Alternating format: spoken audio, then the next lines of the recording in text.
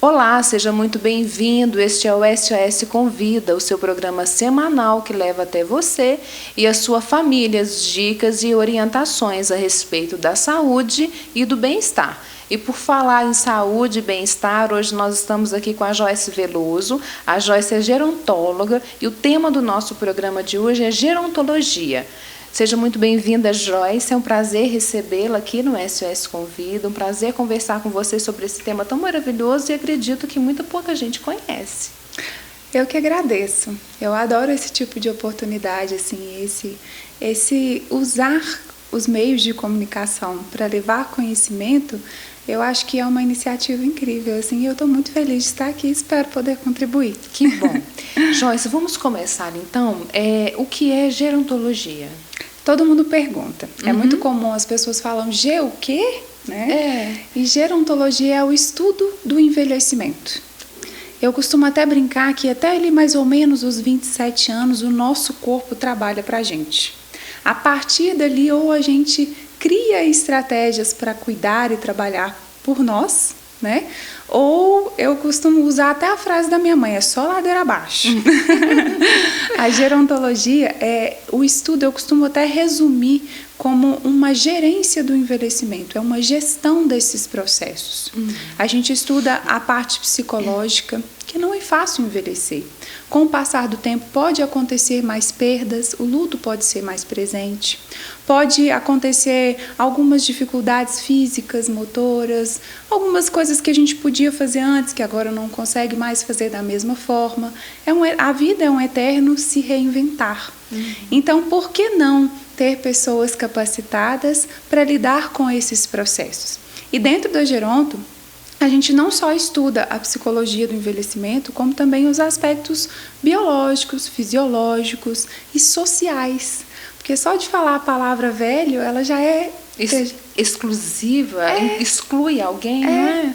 E a gente vive numa sociedade que valoriza o jovem, valoriza a juventude. Sim. E então ter alguém capacitado que te ajude a lidar com essas questões é o papel do gerontólogo. Isso é maravilhoso. E Joyce, qual é a história da gerontologia? Então, eu costumo brincar assim que eu demorei muito para me encontrar profissionalmente, porque eu fiz primeiro Direito, me graduei em Direito, trabalhei 9 anos na UFSJ, na Universidade aqui de Divinópolis, e lá eu trabalhei só com administrativo, era eu, papel, né? Então rotinas administrativas, nada direcionado à saúde. Porém, todas as minhas leituras, tudo aquilo que me despertava curiosidade, tudo aquilo que eu realmente gostava de fazer tinha a ver com a saúde, com o bem-estar físico, emocional. Então eu sempre me vi muito envolvida com esse tipo de conteúdo. Mas eu nunca achei que eu fosse trabalhar com isso em algum dia. Tudo voltado para o ser humano? Isso. Eu gosto de pessoas, assim. E aí, nesse meio tempo, a minha avó foi diagnosticada com Alzheimer. E foi um diagnóstico muito pesado para nós, né? E eu lembro da minha mãe passar pelo meu quarto, me ver com os livros na mão, falava, Joyce, você vai ficar louca de tanto ler. Mas eu queria mais e mais conhecimento sobre aquilo. E eu pude perceber que o conhecimento que eu tive pôde agregar, tanto na vida das cuidadoras da minha avó, né, das pessoas que estavam envolvidas ali no cuidado dela, quanto para mim. Eu pude perceber que coisas que eu lia muito pequenas, coisas cotidianas que eu fazia às vezes com ela, que eu brincava, olha, tem jeito, é possível fazer assim, daquela outra forma. Então, o diagnóstico, a partir do diagnóstico, eu consegui mudar a minha direção profissional e resolvi fazer uma nova graduação em gerontologia. E por que é importante lembrar que nem tudo é da idade? Eu falo que é muito comum um ai, né? Hoje está doendo aqui, amanhã está doendo o pé. Não, isso é da idade. Então, qualquer coisa a gente coloca na conta da idade. Sim. Tudo que acontece a gente coloca... É mais fácil também, né? Eu sinto muitas coisas, mas deve ser normal do envelhecimento, porque assim talvez a gente vê, falar, né? É mais fácil. É mais fácil, né? Do que buscar talvez as causas. Isso é um pouco preocupante. Por isso que eu acho importante falar que o corpo ele dá sinais e tem muitas pessoas com sinais gritando há muito tempo, né? Então, assim, às vezes seu corpo está pedindo a sua atenção em determinada causa e a gente não dá a prioridade correta para aquilo, porque muito a gente pode fazer antes que aquilo vire uma coisa muito séria. E principalmente no caso das demências, as pessoas só procuram ou deixam para procurar ajuda quando já é um estágio ou uma fase muito dificultada, sabe? Que já é mais difícil ainda lidar com aquelas situações. Então, assim, eu acho que esse autocuidado e esse alerta de não colocar tudo, nem tudo é da idade. Esquecimento e idade não é uma coisa absoluta que vai acontecer. Olha, você vai ficar velho e você vai envelhecer, você vai esquecer. Não, isso não é regra. Então, nem tudo é da idade, é importante falar. E o que eu quero te perguntar que me deixou curiosa? Como que funciona o seu atendimento? Como que você tem um consultório e aí você atende essa pessoa, essa família, você orienta? Como que funciona? O papel do gerontólogo ele é principalmente na orientação e direção.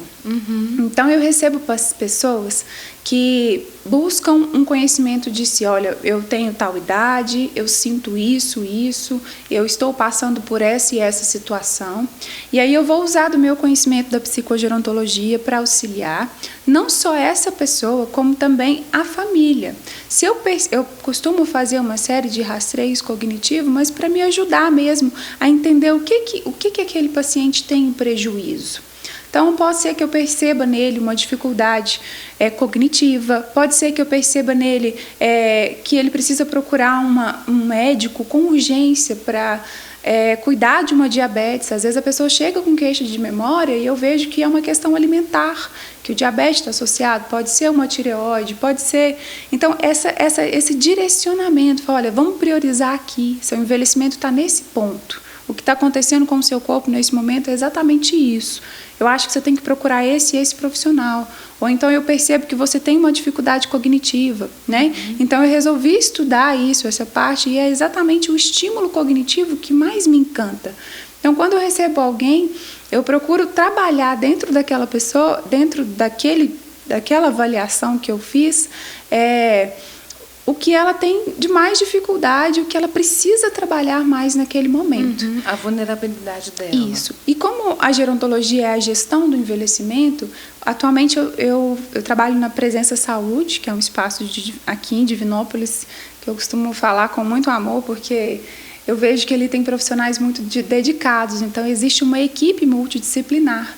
Então tem geriatra, tem gerontólogo, fisioterapeuta, psicólogo. Então a gente está todo mundo unido em prol daquele envelhecimento. E aí ele tem um grupo de convivência, né, que recebe idosos no período da tarde, de 1h30 às 4h30, a gente costuma falar centro-dia, né? Então, os idosos passam a tarde ali com uma variedade de atividades e acompanhamento dessa equipe multidisciplinar. E no consultório você não atende? Sim, eu atendo também? Também. Porque tem pessoas, idosos, ou quem está entrando nessa fase agora, né? Que tem um pouquinho de preconceito ou de resistência ao psicólogo. E aí, trabalhar essa gestão, quando você fala, vai ao gerontólogo, então, ao invés do psicólogo, de repente a gente consegue convencer essa pessoa. É possível indicar lá o seu consultório para que essas pessoas possam ir, gerir melhor o seu envelhecimento? Sim, é possível sim. Eu, às vezes, também percebo um pouco de preconceito com a palavra geronto, seja ela na geriatria, seja a pessoa... Tudo que remete ao envelhecimento, às vezes existe uma resistência. Mas, independente do profissional que essa pessoa deseja procurar, é interessante que... você não está tratando o envelhecimento, ou você não está tratando um problema específico, você está cuidando de si para que exista um futuro com possibilidades melhores, sabe? É como quando a gente vai fazer uma viagem. A gente vai fazer uma viagem e a gente procura o roteiro, o que você quer conhecer lá? Eu quero ir para tal lugar porque lá tem isso, lá tem aquilo. E a sua própria vida, né? é fato que vamos envelhecer. O caminho contrário é a morte. Então, se não morrer, a gente vai continuar velho. Então, a gente tem que fazer um planejamento para isso. Então, por que não se conhecer, se trabalhar para que você vivencie com qualidade o envelhecimento? Então, buscar esse tipo de ajuda é sim uma oportunidade de gerir melhor o futuro, quem sabe. Maravilhoso. E o que é, Joyce, o Alzheimer? Então, existem dados assim que falam que até praticamente 70% das demências é o diagnóstico de Alzheimer, né? Então, quando se fala em demência, as pessoas conhecem mais o Alzheimer, porque acaba sendo mais comum mesmo. E ele é mais caracterizado é uma doença neurodegenerativa, e a característica principal é essa perda da memória recente. Mas não só ela, porque existem perdas cognitivas. Então, pode existir uma dificuldade com o tempo, com data, com orientação temporal, né? Então, assim, as pessoas às vezes falam assim, nossa, Joyce, mas eu sou tão esquecida, será que eu tenho Alzheimer? Aí é falta de foco. Às vezes foco, atenção. Isso. Às vezes, tem principalmente a mulher, né? A mulher, ela é multitarefas. Isso. Adora fazer um monte de coisa ao mesmo tempo. Eu costumo dar um exemplo meu desses dias, eu estava saindo de casa, no telefone, mexendo na bolsa, tranquei a porta. Quando chegou lá embaixo, eu falei, eu tranquei a porta? Né? Isso significa que eu tenho Alzheimer? Isso significa que eu não estava atenta na função que eu estava desempenhando. Eu estava fazendo uma multitarefas e não prestando atenção naquilo que eu deveria fazer, que era trancar a porta. Mas por que é interessante falar sobre isso? Porque eu falei na pergunta anterior que devemos prestar atenção aos sinais e procurar um recurso enquanto é tempo, né? Não deixar para procurar quando o alarme já estiver forte. Mas até mesmo nesses casos de falta de atenção, é possível gerir melhor, é possível entender melhor o que está acontecendo com você para que lá na frente você tenha mais qualidade de vida. E quando se fala de diagnóstico de Alzheimer, eu acho importante falar também para as famílias que, para aqueles que recebem isso, sabe? Não só para quem está recebendo o diagnóstico pessoal, mas para a família que cuida, que acolhe e que recebe isso, que isso não é um fim. Eu costumo citar, às vezes, até um bebê. Quando você pega uma criança, um bebê, ele não tem ali todas as suas capacidades cognitivas prontas ainda. Então, ele não fala, ele não anda, mas existe tanta vida naquela criança, existe tanta vida ali, e existe muita vida numa pessoa que recebeu um diagnóstico de Alzheimer. O diagnóstico ele vem quando as limitações cognitivas começam a afetar a vida instrumental, as atividades básicas diárias. Então, quando o esquecimento começa a realmente impactar na sua vida, aí sim existe um diagnóstico. E aí é nesse ponto que eu gosto muito de acolher as famílias e dizer que não é um fim, sabe? Existe um universo infinito de possibilidades para viver apesar de, né? Eu falo que é como soltar duas pessoas do alto de um prédio. Uma você solta com paraquedas e a outra você solta em queda livre. Então, quando você tem conhecimento, quando você busca apoio, você pode sim, não existe infelizmente a cura ainda, mas você tem um apoio necessário para passar por tudo aquilo com um pouquinho mais de qualidade, sabe? Não perca o próximo programa. Nós vamos continuar conversando com a gerontóloga e saber mais sobre esse processo do envelhecimento. Nós te esperamos. Um abraço.